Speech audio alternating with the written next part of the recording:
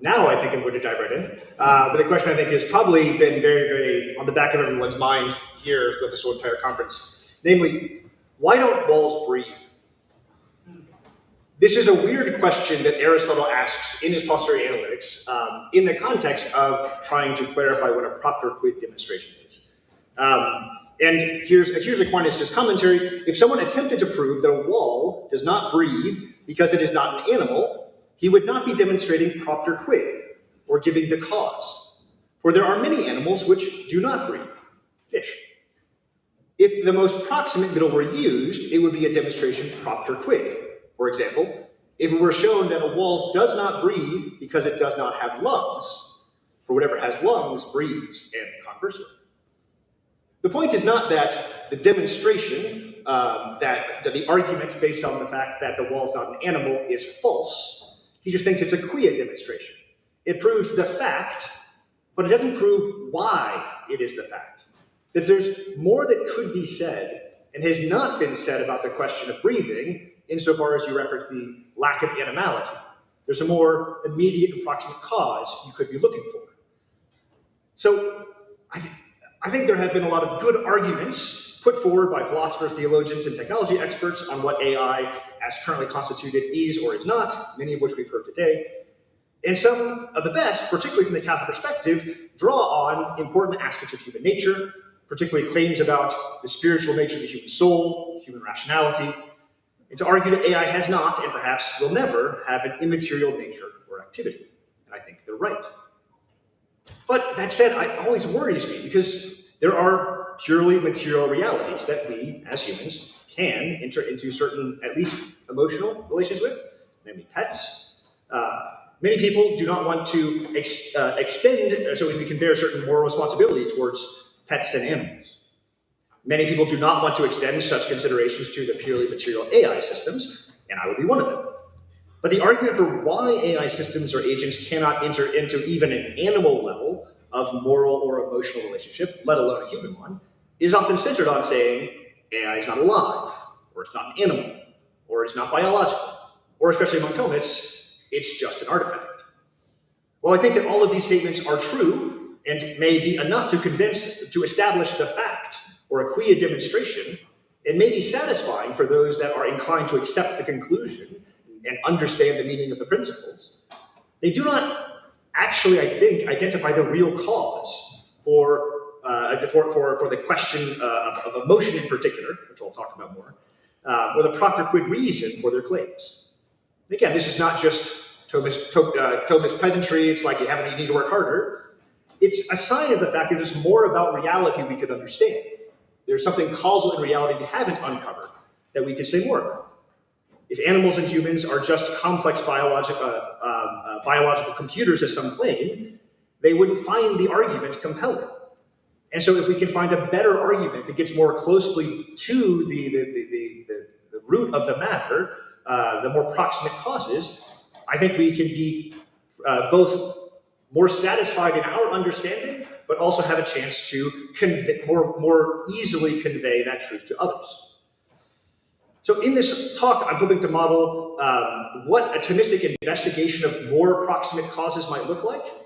I'll hold off the question of whether it's propter quid argument until the time I'm done. And there are lots of important questions that I want to answer or want to dig into. But there's sort of two things that I think I want to resist and want to specify the question in a way to try and to limit the conversation. Because sometimes when people ask about AI systems, they think about, well, what could be? What could AI be in 5, 10, 15 years? That's not an unimportant question, but it's a hard question to ask. It's a future contingent. We're not really sure. We could guess. And insofar as there are things that exist right now that people are treating in ways that I think are not proper, I'm going to very much focus on AI systems as they exist right now, specifically large language models. And secondly, I'm going to resist the jump to spiritual or immaterial realities. I'm going to focus on purely material realities and ask the question, do large language models have emotion? The answer is no. I think we have good reasons for thinking that, but I want to see if we can find a better argument for it, or what that argument might look like. Okay. All right. So, briefly, spending a little more time on Wall's breathing, how do we know that a wall doesn't have lungs? Does that wall have lungs? I don't think so. I mean, in principle, there's two things you could say. Well, look, it's not breathing. It's not doing the activity proper to lungs. And so that's a pretty good sign. No one has an intuition that, oh gosh, maybe that wall's breathing. But we have another tool. You could go ask the architect, hey, did you put lungs in there? Did you put a biological system that converts carbon dioxide to oxygen as part of a larger structure in there? And he could tell you, I used brick and mortar. No. I think that's important to keep in mind when asking the question of why are we convinced that large language models don't love? How do we know if other humans have emotion? And here I'm intentionally getting a little fast and loose. I'm sort of doing the annoying conflation between Aquinas' accounts of the passions on a material level and a kind of contemporary notion of emotions. In the background here is Aquinas' intuition, I think properly so, that there are real animal passions that correlate to emotions. There is more to our emotionality than just the material, but they have roots in material order. And so we could ask, how do we know if other humans have emotions? Generally speaking, we just extend the benefit of the doubt. They're roughly like us, they have similar nature. I have emotions insofar as I see them acting in a way that's kind of emotional. I kind of take it for granted. They're kind of like me and acting kind of like me. That's not unreasonable. How do we know if animals have emotions? Aquinas says the inner passions of animals can be discerned from their exterior emotions. He doesn't think all living things have emotions. He thinks only animals do, requires certain sense powers. And he doesn't think that all animals necessarily have all emotions. He thinks that there are higher animals that have higher levels of emotionality. So how do we know if LLMs, large language models, have emotions? Some people claim that they discern love, hate, fear, hope, and other emotions in the responses of their large language models. If they're not convinced by that, we might go to the second option. We could ask the AI architect, hey, did you put emotions in this thing? And of course, this is where we run up against the black box question. We know how we built the thing, but we kind of get this idea. We don't know exactly why it's doing what it's doing. And while that's true, I think there's more to be said. Because while it's true we don't know everything about why a large language model, for reasons that both Matthew and Taylor explained, we don't know exactly why the response we get is exactly what we get. We know a lot more about what AI is and AI architecture is than we know about the human brain or neuroscience. We have a lot more access to the physical reality of what artificial intelligence is, and that's a tool for clarifying something about what it is and is not, over and above the simple question of what it produces. So, I have sort of two parallel goals for this talk. One is to discuss two neglected tools from Thomistic philosophy of nature that I think can help us understand AI better. The first, broadly speaking, art and artifacts. Yes, it's my dissertation topic. Yes, I'm obsessed with it right now. I'm sorry to impose that on you, but I do think it's quite apropos here. And the second is a robust account of the interior senses, purely material powers that Aquinas talks about that are important for our engagement with the world. Yes, I teach epistemology. I'm obsessed with it right now. I apologize. But I do think it's actually relevant. Along the way, I hope to model this in the context of the question about large language models and emotions ad intra by clarifying how we can grope towards more proximate causes, a better argument for why large language models don't have emotions. And ad extra by explaining why it is that when people experience emotionality from these things, how we might work towards explaining them that it's not, properly speaking, grounded in my AI companion or ChatGPT. So, moving from the introduction, we're going to do a whirlwind tour of what a computer is. And then a parallel, but slightly different for the conversation of what a computer program is. Then I'm going to make and at that point, I'll make a kind of rough argument from the notion of unity about why AIs don't have emotion. And then I'll make analogies and disanalogies of large language models to particular neglected aspects of how Aquinas understands sense knowledge, and argue that there's at least tools for developing an argument to why AI is not a source of emotional context. So, what is a computer? All Thomists know that a computer is an artifact. Ask him any other question, and you get blank. Aquinas has a lot more to say about artifacts. For the sake of time, I'm going to pick out a couple particular features. I'm going to very briefly give a super Thomistic account of this in a way that will be, for some people, might sound as technical as Matthew Taylor's talk, or as Taylor's talk, but in an attempt to try to motivate at least the toolbox that's there in Aquinas that's not always understood. For Aquinas, an artificial form is nothing but composition, order, and shape. There are no active or passive qualities that are artificial. No heats, densities, hardnesses, transparencies, flexibilities that are artificial. We can manipulate these by art, but that is, we are drawing that out of the active and passive principles of the substances we're acting on.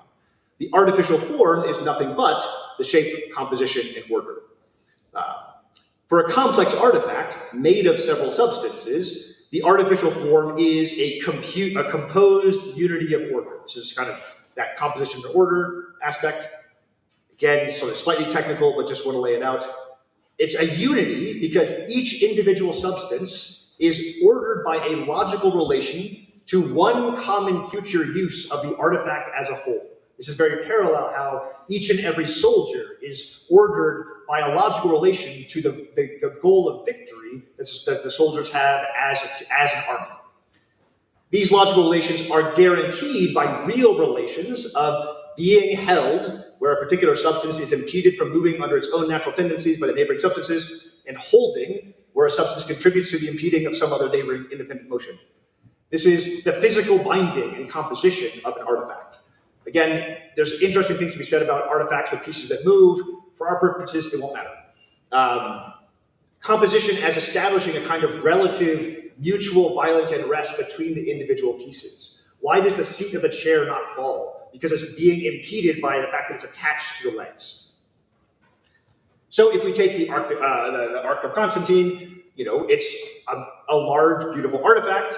I realize this might not be really super easy to see, but you could talk about the idea that the individual stones on the underside of an arch, each one is both being violently held in place. Left to itself, it would fall. It's being pinched, probably some mortar in there, maybe the direct action of mortar, maybe even more direct action of the stones. But it also is pushing on the stones next to it to prevent them from moving and to hold up the entire weight of the structure. So there is a complex mutual holding and holding in place of all of these pieces. It can get super complicated. So now we're going to get into computers. Thankfully, it's kind of easy for computers.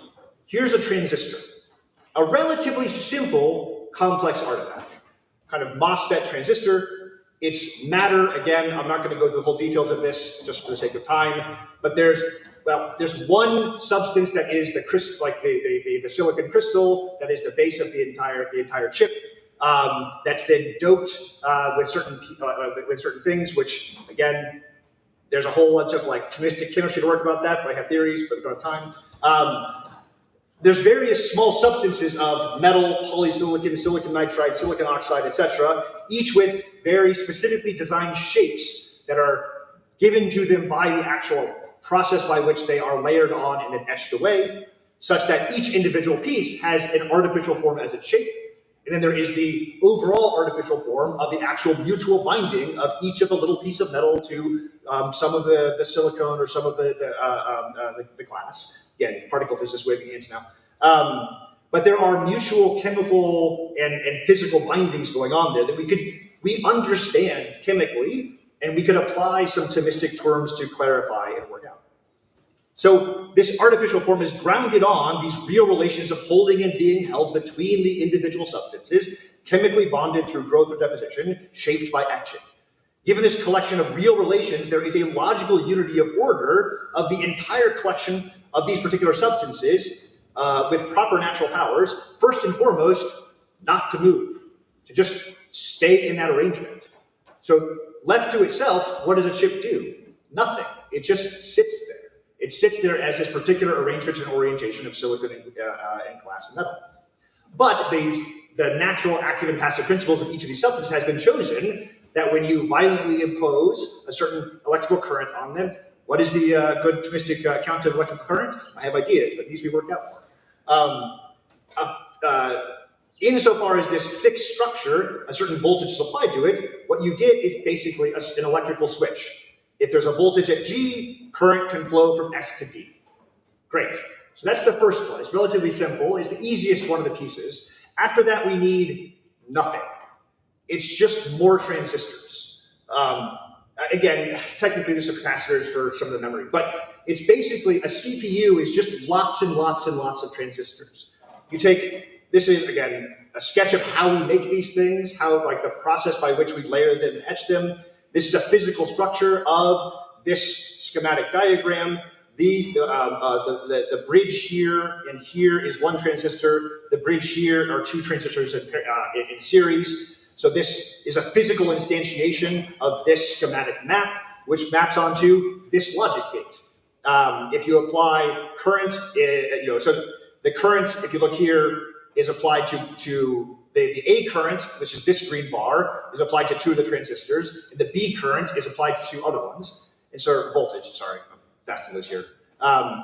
So if you work out exactly what would go on the transistors, you get that if there's no voltage in A or B, then the output current, you get output current. If there's voltage in both, you get none. And if you get either or, you get current in the output. You have a logic gate. You have 4 transistors, you have a logic gate. Great. Well, what's that useful for? Let's just get a couple dozen of them. So this gives you, each of these is a logic gate. Each of these is somewhere between probably 4 to 6 transistors. And you make this structure and you have an arithmetic logical unit. You have certain inputs coming in and then certain signals going across saying, hey, take those numbers and add them all together. No, subtract them. No, actually just do a bit switch on them. You have different commands that you can give based off of the signals coming in to do different things with the various current inputs. And that is the fundamental unit upon which all of the calculation in a CPU is done. The GPUs are similar, but a little bit different, but it is all transistors. On the right here is also, well, what about storage? That's how computations are done. Storage is more transistors, at least on the chip. The storage on the actual CPU, which would be as the SRAM shown here, is just, again, a bunch of transistors arranged really carefully. DRAM storage involves some capacitors. There's different reasons for having different ones. Again, this is, in one sense, horribly complicated. Very, very complicated. In another sense, really simple. It's one relatively simple kind of thing we know how to make and just repeating it over and over and over again. And so there's a black box aspect to it, but not a complete opacity. We know way more about how computers work than we know about how neurons work, actual biological neurons. Okay, so again, this gets to absurd complexity, and the technology of making these things are amazing. I mean, this is a 386 from like the 90s. It's got 20,000 transistors. Current ones are in the scale of billions. Just to say, like, we can layer that metal and like 4 or 5 layers on top of each other, and you can like organize different structures out of these complex transistors.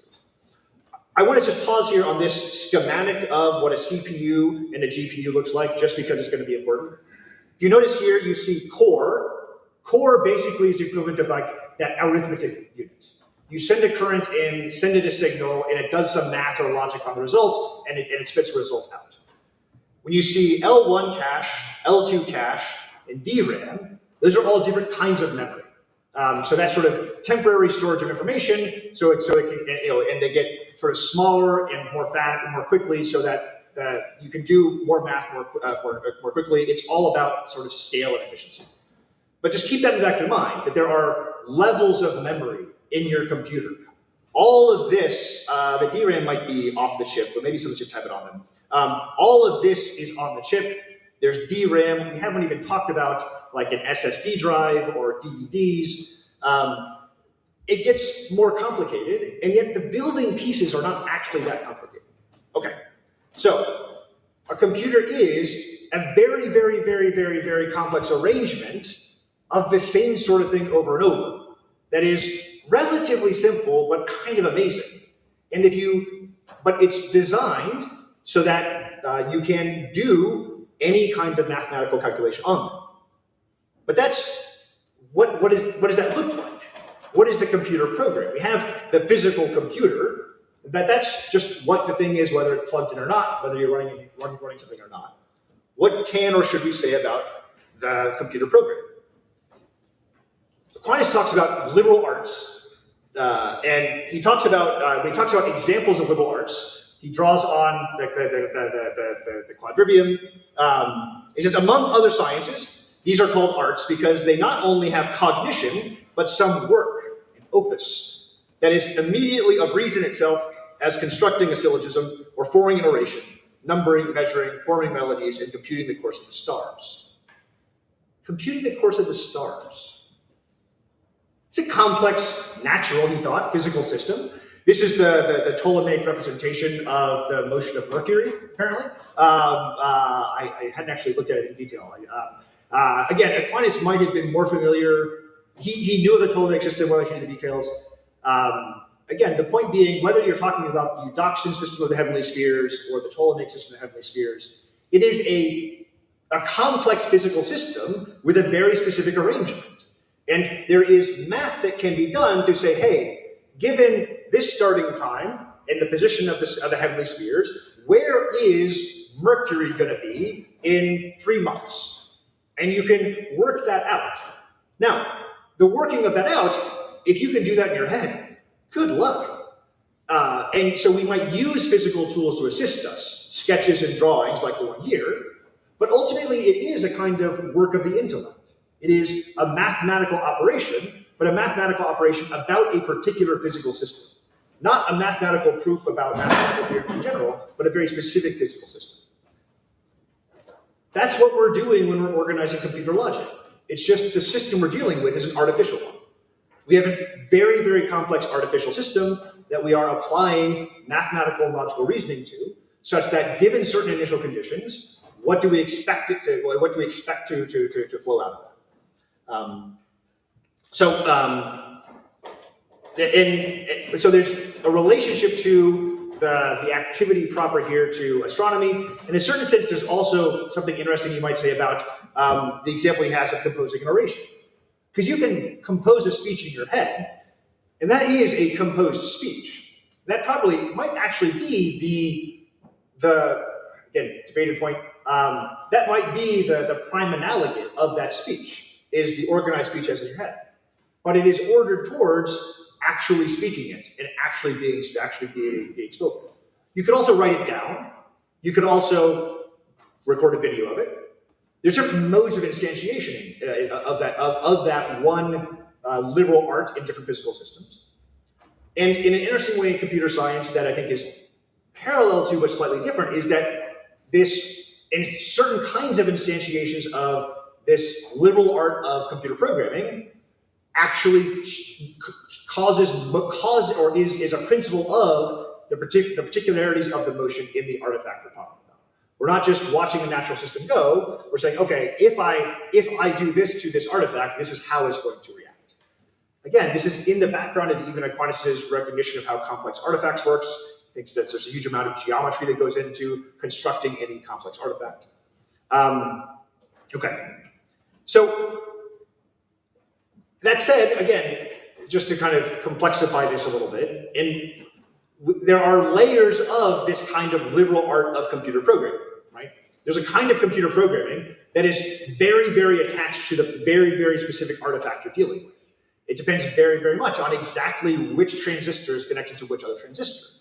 So you have different hierarchies of this sorts of programming. There's a sort of a microcode that's actually built into the chip to handle certain kinds of instructions. There's machine code, which is like breaks down to literal binary instructions that are sent to the chip the literal ones and zeros of where current is supposed to go. It's sort of translated by microcode into the actual activity of the chip. There's assembly language, which is a sort of more human readable version of that. That sort of, this set of letters corresponds to this collection of ones and zeros. But most people deal with this at higher level code. You deal with words on a screen and the logic around them, and in a way that's independent of the particular physicality of the particular CPU or GPU you're writing. If you're writing a JavaScript program, it's going to run on basically anything. Apple, Mac, PC, probably on your Android phone. It's independent of the particular physicality because we have a layer of the liberal art of computer programming to translate the version of logic that you're writing into a version that is very, very specific to this particular artifact. Most of us don't even deal with that. We just deal with the level of the user interface. We put certain inputs on a program that's running so that the program reacts in a way that was planned for in general up until in normal computer programming was predicted and planned for by the programmer. So, a brief aside. What's a computer file? This is a piece of paper. It's page 11 of my notes. This does exist at this point on my laptop. I sent Father Caruana a copy of this way too late. I think I emailed Sister Thomas Miriam, so it's probably on a couple different clouds, different people's email backup. The file exists in lots of different instantiations, right? Take any file, a picture of a tiger. I use this in epistemology for various images. Again, that's what we tend to grapple with when we're dealing with a computer file. But what does the computer see? It sees actually not even this. This is hexadecimal. So each of these is, it's 1 through 16, so it actually corresponds to 4 bits. So each of these is broken down into 4 like a combination of 4 ones and zeros that actually are converted into whether or not to hit this switch or that switch, exactly what to do on each transistor. So, and it's important to just remind ourselves that a computer file is not a piece of paper. A computer file is not, it used to be at one point, when you're talking about punch card computing. But the way we do it now, the way we use computers now, we've learned how to manifest that computer file in lots of different modes. They're all mathematically related to one another. They all have a similar mathematical order, but the physicality of them can be very, very different. You can have like plastic and foil on the DVD with actual physical dimples on it. You can have a magnetic hard disk drive that's variations of magnetic field. You can have an SSD like your flash drive, which is more transistors. You have main memory, which is a certain kind of combination of transistors. That's usually called RAM. You have, again, the cache memory, different layers of cache memory on the actual CPU itself. And then you have various logic operations. The file can and does exist in each and every one of those at different times and for different reasons. To actually process this PowerPoint and actually make it manifest the way that it did, it had to be copied and recopied through various physical instantiations on various kinds of memory to actually get to the CPU to be processed and then probably sent off the GPU. And at this point, I'm very hand-waving my particle physics hand-waviness about exactly the details of that computer architecture. So computer files are unified in the sense that there's a similar mathematical pattern, but very easily, even more easily now, can exist in lots of different physical instantiations, some of which are quite permanent, some of which are quite impermanent, some of which require constant power, some of which cause things to change in the computer, some of which don't cause things to change in the computer, and they just sit there until you're ready to use them. So, keeping that in the back of the mind, normal computer programming, roughly speaking. Generally speaking, when you write computer code, it's good to make sure you work out what all the necessary logical connection between any possible input the user will have and any possible output and the particular output you want from that computer program. It's a necessary logical mathematical pattern that is instantiated by the programmer, the one doing the little art of the programming. And generally speaking, eliminating randomness is good. Generally speaking, garbage in, garbage out.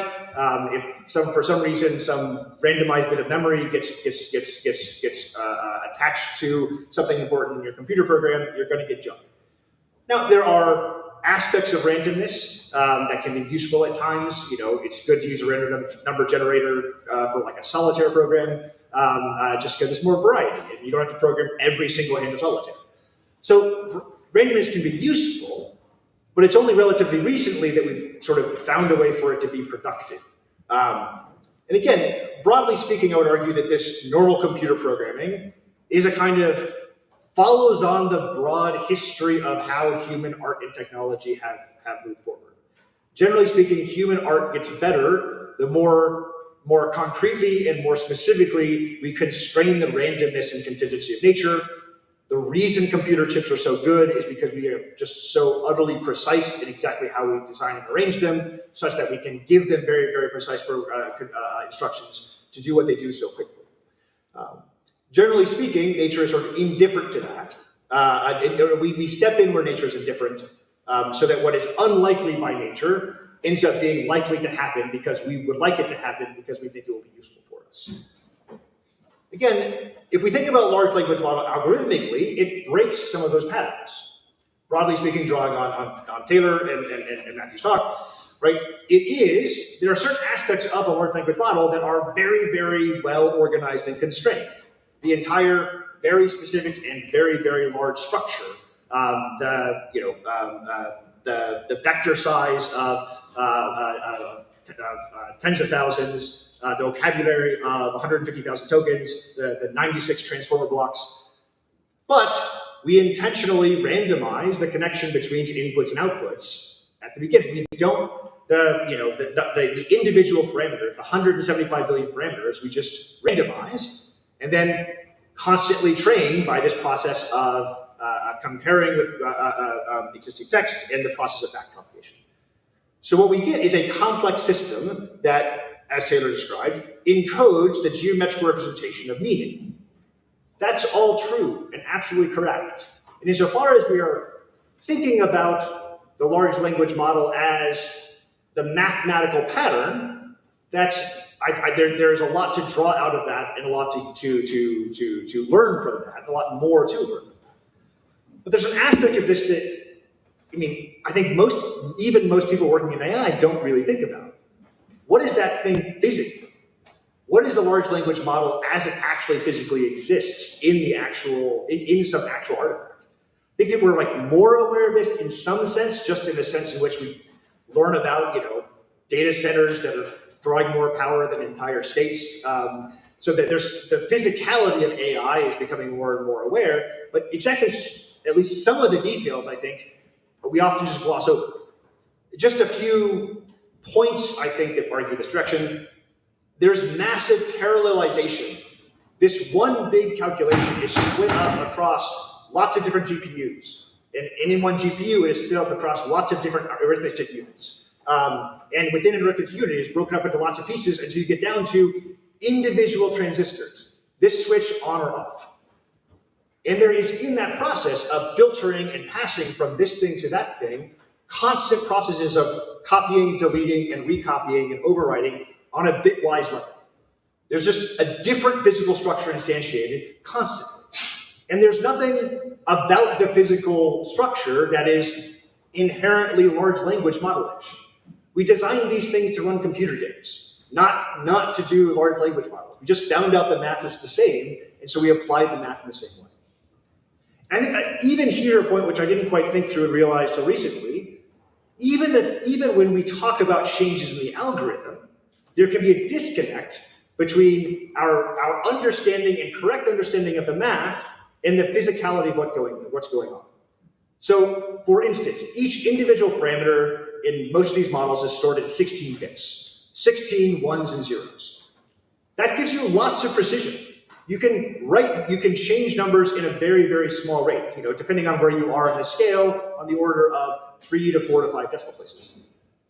But a small change in our understanding of the math can be a huge change physically.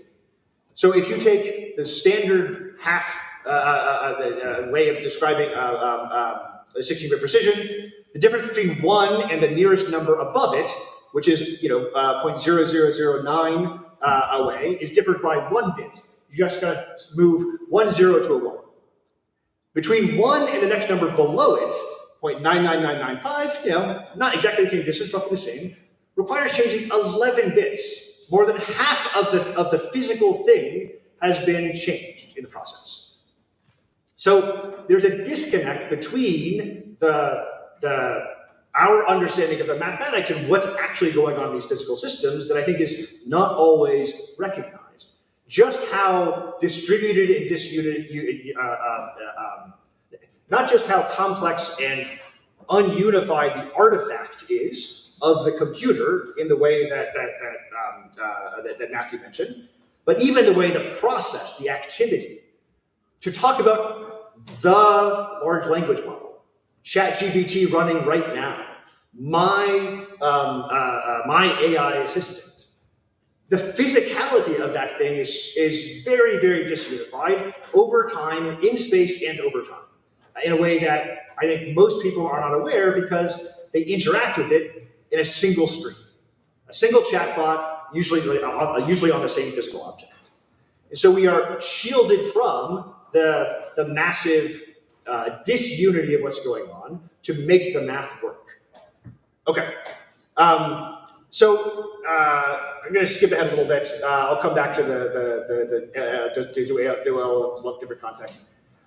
Just to say, I would like to think, for the Thomist in the room, I would argue you might be intrigued but not surprised that this thing is so disunified.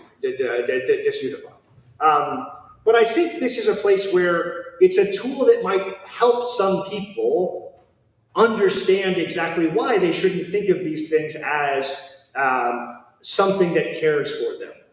That it doesn't have the right kind of unity of organization to be a one or even a thing that could be a source of love.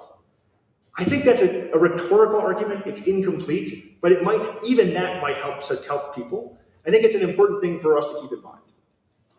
Even then, there's a further question. Why do people discern what seems like love in interacting with these things?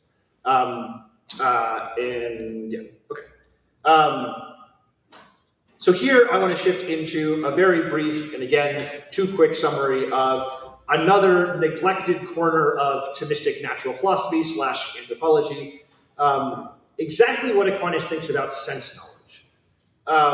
Again, there's a kind of standard way of presenting Aquinas on the powers of the senses, and again, it's not wrong, but I think it's incomplete. I'm borrowing this sort of sketch from a scholar, Austin Stevenson, who was kind / foolish enough to put it online for me to take advantage of. You have the exterior senses as signal receivers. These things are coordinated by the common sense into a unified stream. And then there's this weird block of stuff that is listed here under fantasia or imaginatio. Then you have memory, imagination, and cogitation. But if this is imaginatio, so it's imagination. That's what's important, right? Imagination makes the phantasm. It's the thing that causes the interior experience. Yeah, there's memory because you have to store phantasms. Yeah, there's cogitation. He does mention that thing. Oh, that's why sheep are afraid of wolves, right? Okay. Now let's get to the agent intellect. Let's think about thinking. And I think that's a slightly silly presentation of how sometimes the sense powers, what Aquinas thinks about the interior physical senses work for him. But for Aquinas, the cogitative power and memory, those two little sidebars, are way more important than people realize. This is from a paper by Yalcevec called Mitigating Magic. He also wrote a really great dissertation on Aquinas on memory. He's building on lots of other work that's been done on this topic of the cogitative power and the experimentum in Aquinas and his predecessors.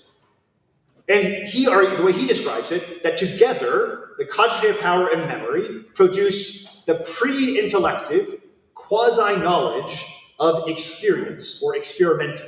This is not just, I had a nice experience. It's a very technical sense of experimentum that he's quoting. It's not scientific experiment. It's a different thing for him. And again, this is pre-intellective. This is physical. He thinks the cogitative power is in the middle of the brain for him. It's influenced by reason, but it's a physical power. What is this experimentum? Well, again, a brief summary drawing on Yeltsin.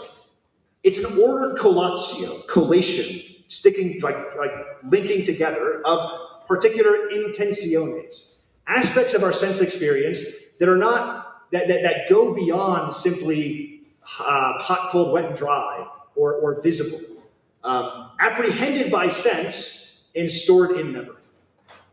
So we are building up a complex interior organization of how we, rooted in previous sense experience, that then becomes a tool for how we engage with future sense experience.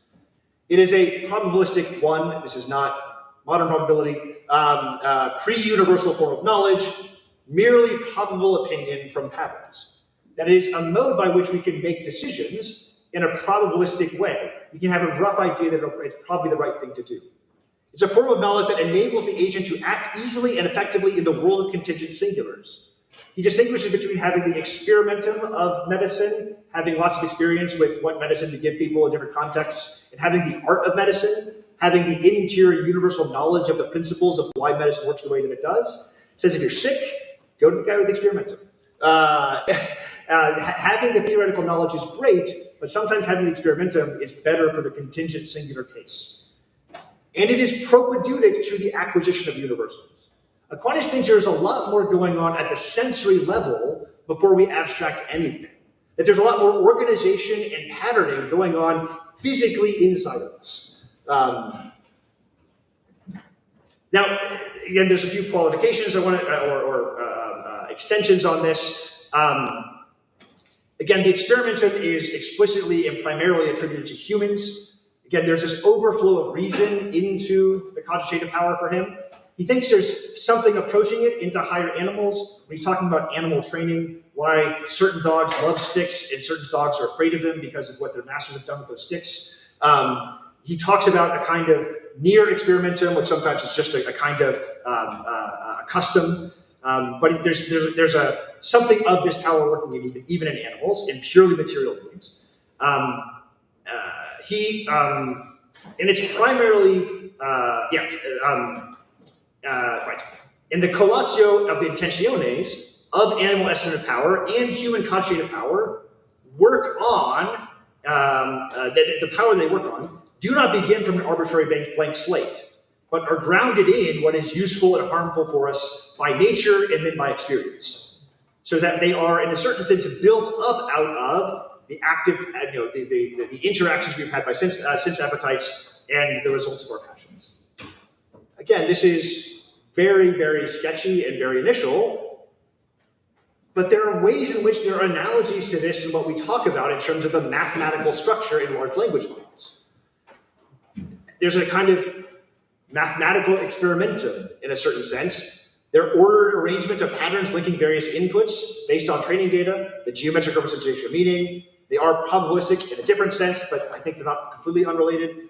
Linkages between tokens based on similarities and differences of past data. Enable easy and effective response to singular inputs in a particular context. And many of the patterns of the geometric representations of meaning closely relate to universal concepts. Now, I think there are also really strong disanalogies. LLMs begin with linguistic singulars. They begin with tokens, whereas animal and human experimentum is built out of sense data. And the LLM has this arbitrary initial state. It starts from somewhere, but really where it starts from doesn't actually matter for the running of the algorithm. It doesn't have any lasting detail except being the point it happened to have started from.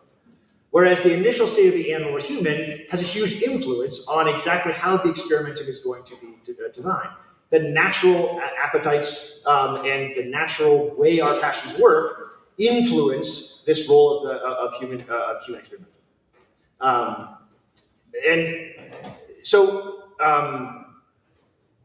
what I would like to argue in a very vague way is that there are tools here for trying to see how we might distinguish between might compare and contrast a physical process going in us that we might even dare to try to associate in and relate to contemporary things in neuroscience and how we understand what's going on with the neuroscience of emotion and knowledge, and develop a more concrete understanding of the physicality of the human person in a contemporary context, and be able to draw real analogies to interesting things about what LLMs do, why it is they have these patterns that are so fascinating to us, but also very explicitly draw important disanalogies to show why, while they mimic certain of the patterns that we're seeing, they aren't mimicking all of those aspects. So again, it's very clear that part of a large language model's geometric representation of meaning clearly includes emotional terms and emotional in that sense, emotional content in that sense. But can we show that the source of emotion is the training and not the model? And not just in a way that satisfies us who are already convinced of it, in a way that would satisfy someone who might not be convinced of it. I argue that having a more robust positive account of what LLMs are, physically and organizationally, and being able to make explicit analogies and disanalogies with the human person would make that better. So very briefly to conclude, do LLMs love? No. They lack the unity. There's no internal per se source of emotional content. I think those arguments are true. I think they're clear arguments. Have I given you a proper good one? No, I haven't. But I think I know what one might look like. What is the organ of emotion? Like, why don't moths breathe? They don't have lungs. What's the organ of emotion? Oh, the brain. The whole brain? Part of the brain? Every aspect of the brain? The brain does lots of things. What is the actual physical seat of emotion in us? And the more that we understand how emotion works physically in us, the more we can actually draw comparisons and contrasts with the way that LLMs work and how they seem to imitate emotionality in us. I think this is not just a helpful tool for preventing people from falling in love with their chatbots. I think it's a model for how we might extend arguments to other important questions. Again, as AI technology develops, things are going to change. I think with the algorithms, we have to just constantly keep up. I think that the disunity isn't going to change for a long time. We're still just making lots and lots more transistors. In conclusion, this is a call to arms in the Thomistic philosophy of nature. There's a lot of catch-up work to do to flesh out much more concretely a Thomistic account of art and artifacts so we can have a concrete conversation with those designing these systems in a way that takes seriously both the physicality and organization, and a much more concrete conversation with biologists and neuroscientists, so that we have a more robust Catholic anthropology that isn't just convinced that we have a spiritual soul, but that can speak to people about the physicality of our human bodies and why that's important and why that's different than what's going on in the computer. Thanks very much.